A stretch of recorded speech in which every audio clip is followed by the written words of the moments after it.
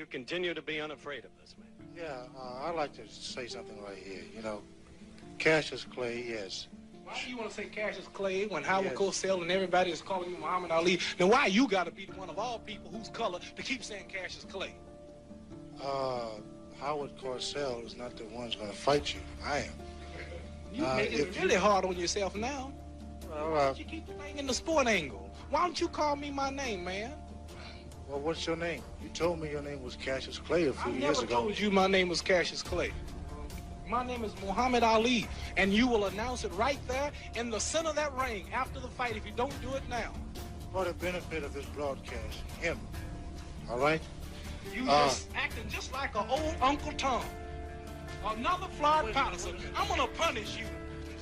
You ain't got no... Back off. Don't call me no Uncle Tom. That's what you are, Uncle Tom. Why are you going to call me Uncle Tom?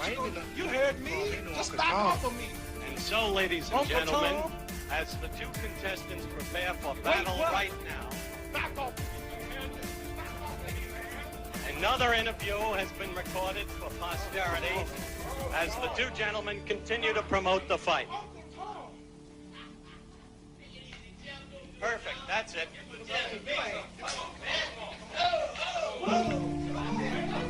Come on. Keep shooting. Fight.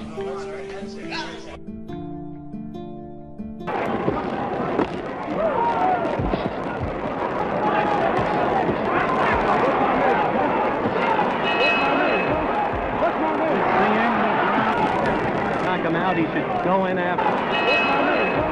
What's my name?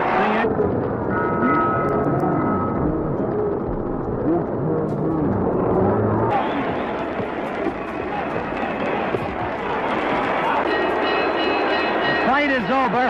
I'm going to be going. 30 round, 137. Muhammad Ali, 148. As you can see, an overwhelming, unanimous decision the undisputed for the champion of the world, Muhammad Ali.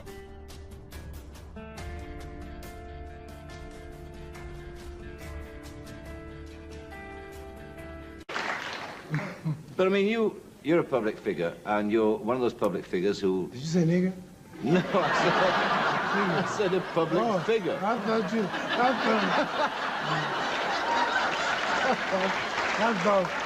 you said you're a public nigger. Would I dare say that? Figure. That's right, figure. Oh, I thought... Oh, so hit you, man. This is your public figure. I thought you said public nigger. No, okay. public figure. And also, you're one of the public figures. You don't hide from your public. You walk around. You talk to people. You meet people. That's right. Have you ever thought about being assassinated? Didn't I read your mind? You did. See? Wrote a poem. Better far from all I see, to die fighting to be free. What more fitting end could be? Better that I say my sooth. I rather die demanding truth while I'm still akin to youth. Better now they're made own, now their fear of death is gone. Never mind another dawn. If I get shot or something happen to me, it'd have to be because somebody don't like me for what I believe and represent things. Yes, sir. And I'd die for that. You would. And let me tell you, if somebody want to get you, see, in the Holy Quran, the Islamic Bible, it says, not one soul comes on earth without the permission of Allah, God. Not one soul leaves without the permission. When you die, it's time. So I don't believe that it's time for me to die in that way. If it is, then I welcome it. Because if you're the president and somebody really wanted you, I don't care how much you had security, if somebody would give their life for you, they'd come up and say, give me your autograph. And just take me, don't care. So when a person don't care for his life, you dead. So how can I worry about all the people in the world, all the countries who want me? I don't want to know. If it happens, it happens. It's God's will. If I ride an airplane, I'm not scared of nothing. And I fly every day, and I hate them. You still hate them? Man, we got in a thunderstorm a couple of weeks ago, and that plane went up, went down, the wings did that, and the back tail of the plane shook, and I almost knew it was gonna split and crack. Could you imagine a plane cracking up when you're not dead yet and it split? and you flying out, and you're out there, you're flying through the clouds, you're waiting to hit the ground, it's a bad feeling. You never lost that fear of flying? I know I fear it, but I always wonder what would happen if something happened. Yeah, yeah. So I don't worry about dying. Do you have a bodyguard? Do you have... No. You don't? I got one bodyguard. He has no eyes, though he sees. He has no ears, though he hears. He remembers everything with the aid of mind and memory. When he wishes to create a thing, he just orders it to be and it comes into existence. But this order is not conveyed in words which takes a tongue to formula or with sound carries ears. He hears the secrets of those under quiet thoughts. He stops those who's that? That's God. Allah. He's my bodyguard. He's your bodyguard. He's the supreme, the wise. So if I can't depend on him, if I get a bodyguard, I'm telling God, I don't trust you. I'm telling God, I'm watching for everybody. He gets at the gun. Oh, watching for somebody. No. Allah is my God.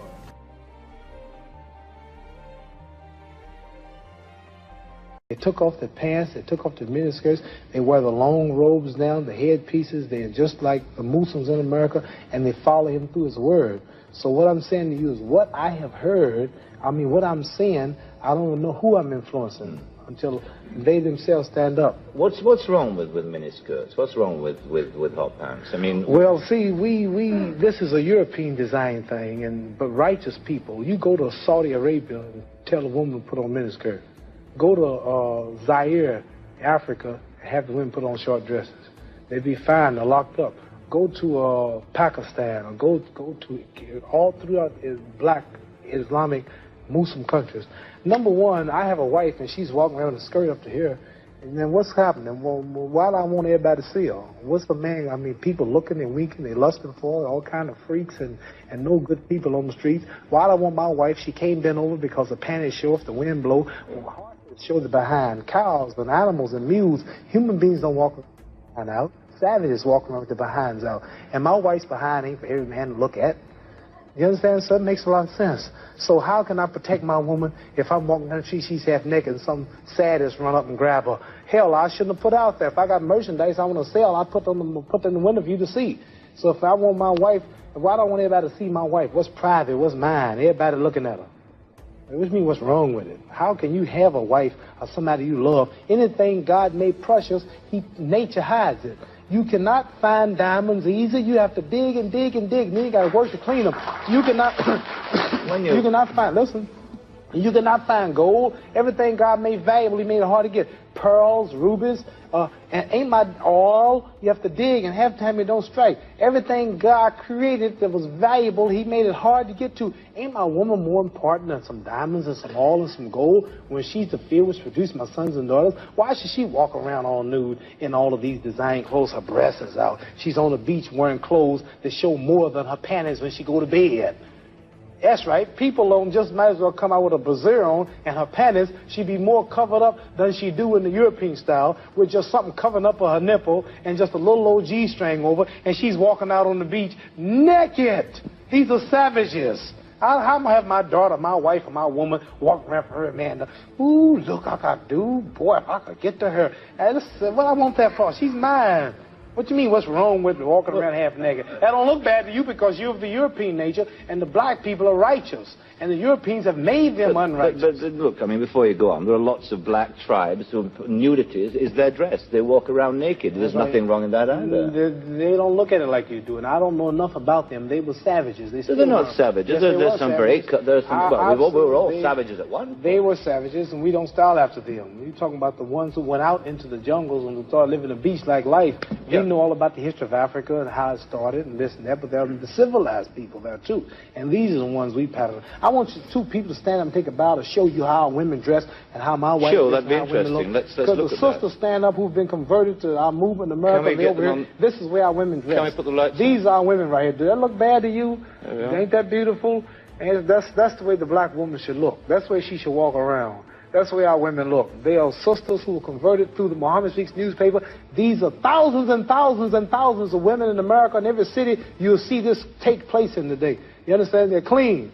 They serve God, all of them. They don't serve some English clothes designer. They serve God, and they're proud of it. And what's wrong with that? You ask what's wrong with a miniskirt? What's wrong with that? There's nothing wrong with that. What man wouldn't want his woman covered up? He can go to work knowing that she ain't somewhere flirting. Some man chasing down the street for a behind part. What's wrong with that? There's nothing wrong with it. Nothing. No. So there's something wrong with that, though, showing it all. I don't think there's anything wrong with it at all. You don't think there's wrong with it? No, not at all. You don't? Not at all.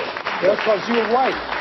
That's because your nature is not righteous. Listen, it's not because I'm white and you're black. That's nonsense. No, your nature is not righteous. How do you mean my nature is not righteous? You said you don't mind your woman walking half naked. You're making some incredible assumptions about me. You don't. It's the truth. You're telling the world on television. Have you got the priority on the truth? Yes, you know the truth more than I do. The truth is that you don't mind your woman walking around half nude. Sure. You don't mind it? No, of course not. Well, then that means you're not righteous. But let me put a point to you. Half nude? Let me put a point to you. And you're a Christian, too? Let me put it... No, Christianity shouldn't be back I'm in fact a non-believer, if it comes to that. Oh, well, now I understand why, then. You're a non-believer. I'm sorry. Not at all. I'm sorry, you're a non-believer. You can't say just because if you're a non-believer in God, then I understand why you don't care about morals or nothing. I believe in my own kind of God, like a lot of people do.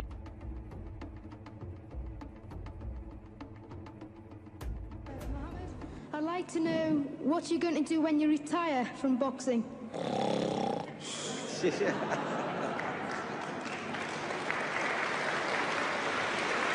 I think he's probably taking the last count at the moment. I'll do my best to wake him up Just for sleep. you. That's all I'm going to do. That's all he wants to do when he retires. Now, when I retire from boxing, I really don't know. I want to say something right here.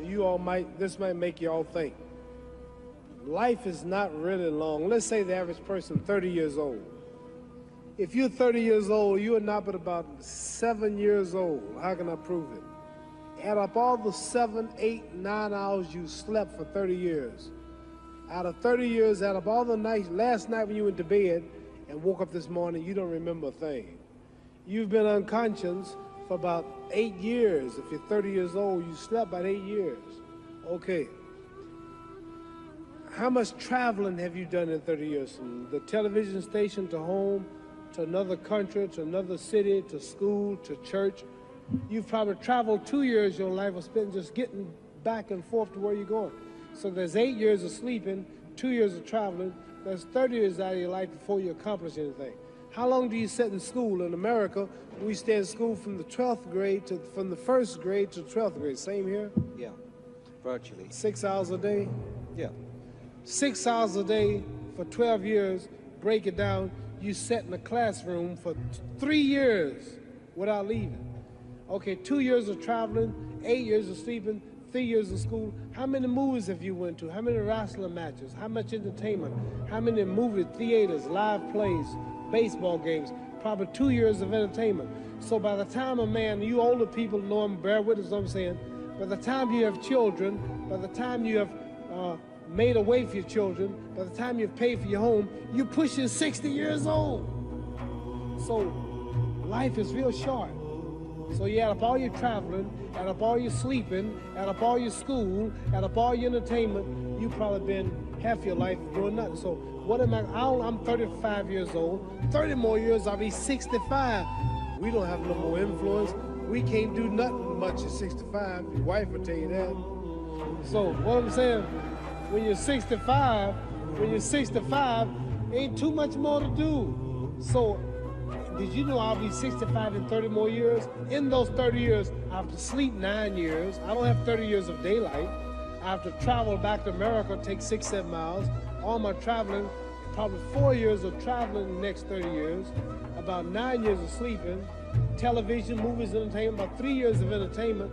Out of 30 years, I might have about 16 years to be productive.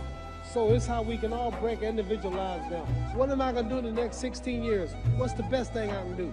Get ready to meet God. It's just no man made it. You said Muhammad Ali's crazy.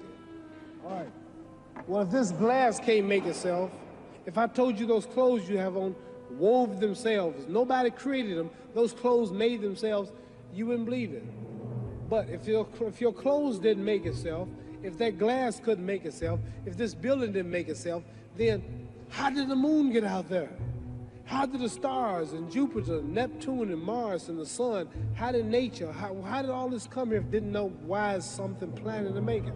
So what I'm saying is, I believe we're going to be judged. Should a man like Hitler kill all the Jews and get away with it? Somebody should punish him. Maybe he get it, don't get it now, he get it when he died, in hell for eternity. So what I'm going to do when I get out of boxing is to get myself ready to meet God, because my plane might blow up. Don't planes blow up in this country sometime and crash? Don't people die every day? Not every day. It's a scary thing to think that I'm going to hell and to burn eternally forever. So what am I going to do? I'm taking I'm explaining what you asked me question. You ask me questions, I can't just answer like that. When I get out of boxing or when I'm through, I'm going to do all I can to help people. That's why I'm here with Johnny Walker. Here's a poor man, came all the way to America. There's a bunch of boys need some money, and somebody is calling me to help them. God is watching me. Because we live how long? 80 years? The odds are everybody in this room, some of you are going to be dead 20 years from now. Some of you are going to be dead 50 years from now.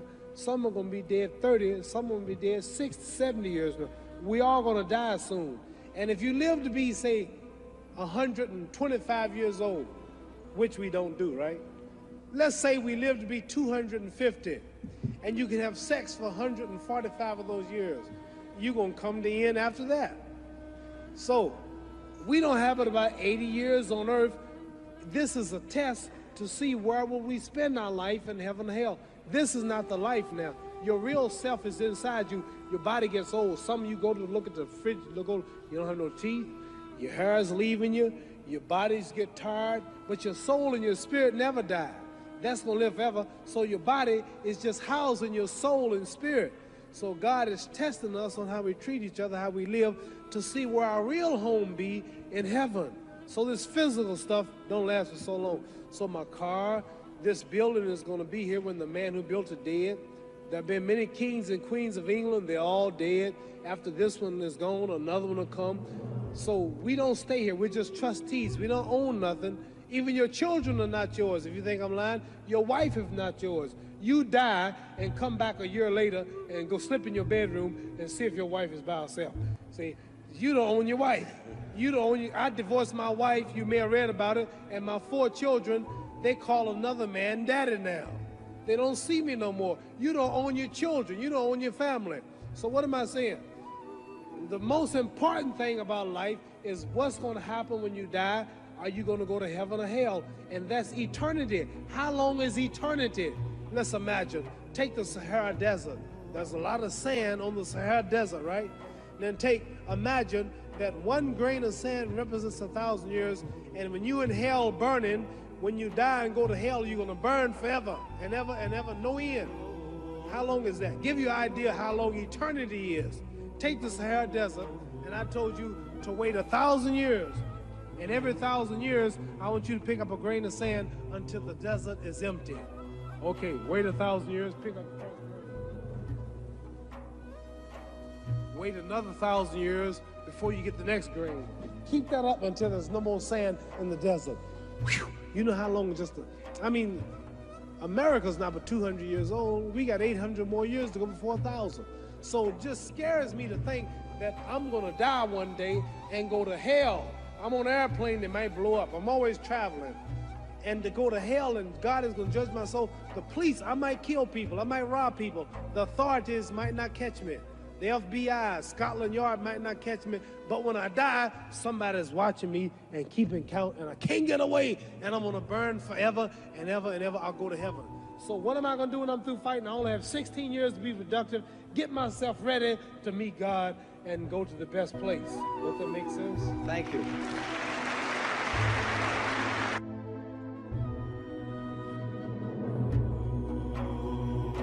The news that is made in this book is that while everyone knows you suffer from Parkinson's syndrome, the damage to your brain has not affected your mental capacity at all. It hasn't. I hope not. You hope not? It has affected your movement. It has affected your speech. It has affected your facial expression, but it has not affected your mental capacity. Does it bother you when you hear people say, as they do, Muhammad Ali's punch drunk? No. I didn't drink that much.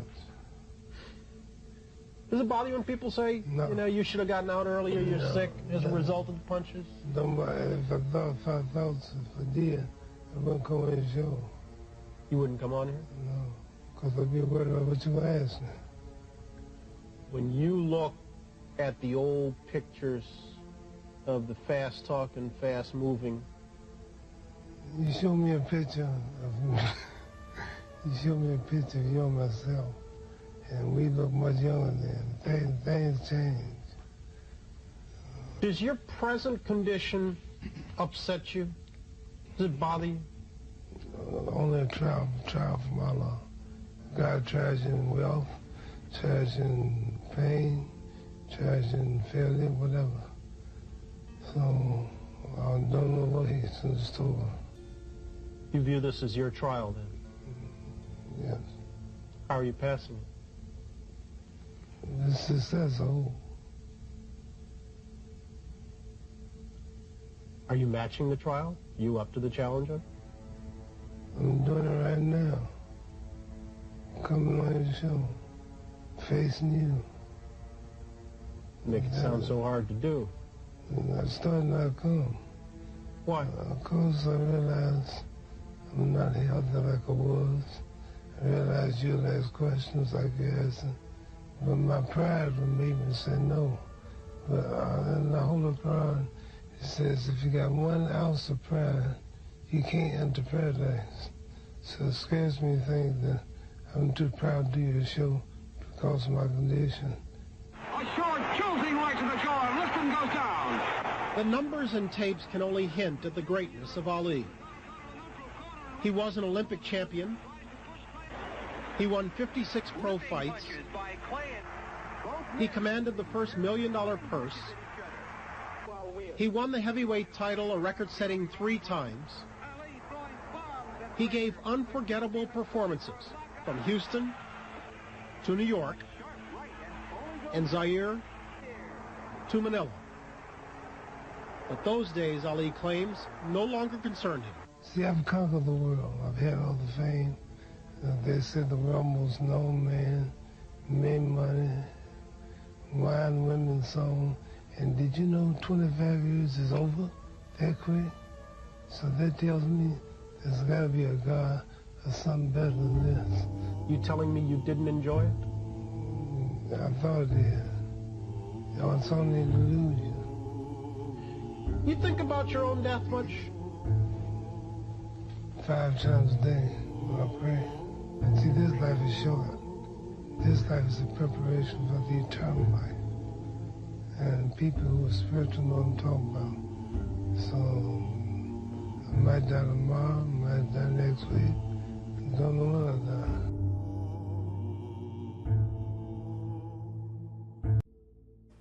He didn't want his star on the sidewalk. Of the 2,500 stars on the Walk of Fame, Ali's is the only one which is actually up on the wall instead of embedded into the ground. It was a matter of religious conviction for the champ because his name was Muhammad. At the time he said, quote, "I bear the name of our beloved prophet Muhammad, and it is impossible that I allow people to trample over his name." Today, fans of Ali lined up to take pictures with the star, a tribute not just to Ali's fame, but also to his uncompromising spirit.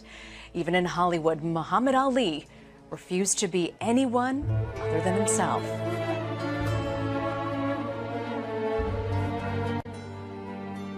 اسمحوا لي قبل أن أفارق هذا المكان المقدس مكان رسول الله صلى الله عليه وسلم أن أكون نائبا عنكم جميعا فأطير برقية تهنئة إلى البطل المسلم محمد علي كلاي. أنا لا أهنئه بنصره على خصمه جورج فورمان، إنما أهنئه على هذا التصريح الذي أدلى به وأذاعه المعلق الرياضي في إذاعة لندن. سئل محمد علي، قال له الصحفيون بعدما انتهت الجولة: لعل أسعد لحظات عمرك هي تلك اللحظة التي انتصرت فيها على خصمك. فقال محمد علي الأمريكاني: لا، إن أسعد لحظات عمري يوم عرفت الله ودخلت دين محمد رسول الله.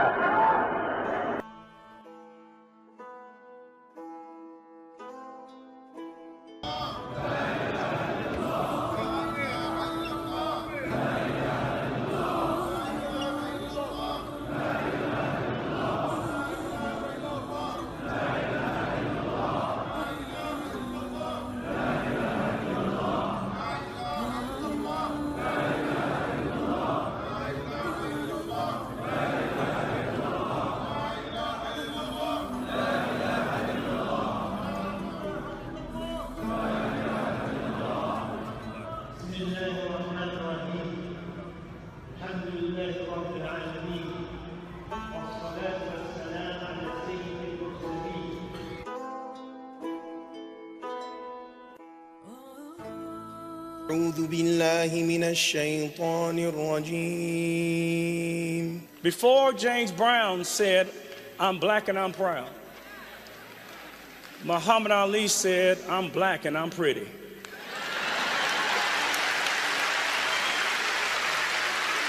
And he dared to love black people at a time when black people had a problem loving themselves. How do we honor Muhammad Ali? And the answer is the way to honor Muhammad Ali is to be Muhammad Ali today. There will never be another greatest like Muhammad Ali. But we together can now embody a measure of his kindness and his compassion. He said that the ring was Ali's path to his destiny. He said he'd be heavyweight champion of the world, and he was 3 times. And this 4th time right here, right now. Muhammad wants young people of every background to see his life as proof that adversity can make you stronger. It cannot rob you of the power to dream and to reach your dreams. He discovered something new, that the world really wasn't black and white at all. It was filled with many shades of rich colors, languages, and religions. And as he moved with ease around the world, the rich and powerful were drawn to him, but he was drawn to the poor and the forgotten. God is watching me. God don't praise me because I beat Joe Frazier. God don't give nothing about Joe Frazier. God don't care nothing about England or America as far as your wealth is all his. He wants to know, how do we treat each other? How do we help each other? I told you, all of my critics, I told you all that I was the greatest of all time. Sunday listeners, I told you today, I'm still the greatest of all time. Never again defeat me. Never again say that I'm going to be defeated. Never again that make me the underdog until I'm about 50 years old. Then you might get me.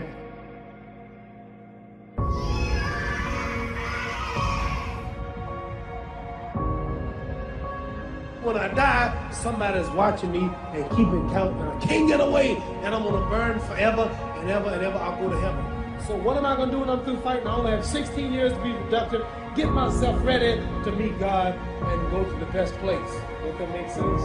He said, I got leukemia and I lost all my hair. I'm getting this chemo. And Ali said, I'll tell you what, I'm gonna beat George Foreman and you're gonna beat leukemia. The boy looked at him and said, oh, I hope you're right, Ali. The 6th round, he whispered in my ear after I hit him in the side, that all you got, George? I'm gonna beat George Foreman and you're gonna beat cancer. Trees have a purpose. What's the purpose of a cow? Okay, what's the purpose of the sun? The sun? Sun. To give us light and peace. To make things grow. So everything God makes, cows, horses, stars, ants, everything has a purpose. Now what's your purpose? You're a human being. God made the sun have a purpose, humans have a purpose too. And you haven't found your life purpose yet, have you? Yes. When everybody's born for purpose, what do you think you were born for?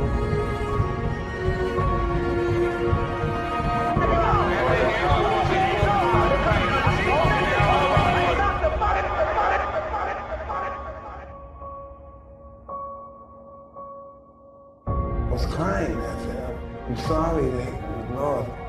I said, when I get big, I'm get them for you. I said, when I get big, I'm get them for you.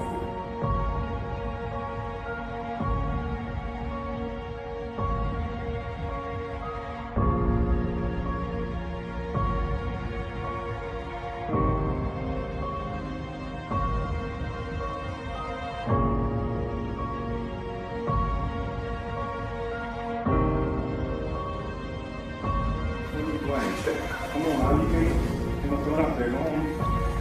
You see the thing out there. How did the moon get out there? How did the stars and Jupiter, Neptune and Mars and the sun, how did nature, how did all this come here? Didn't know why is something planning to make it. So what I'm saying is, I believe that we're going to be judged. Should a man like Hitler kill all the Jews and get away with it? Somebody should punish him. Maybe he get it, don't get it now, he get it when he died. In hell for eternity. So what I'm going to do when I get out of boxing is to get myself ready to meet God.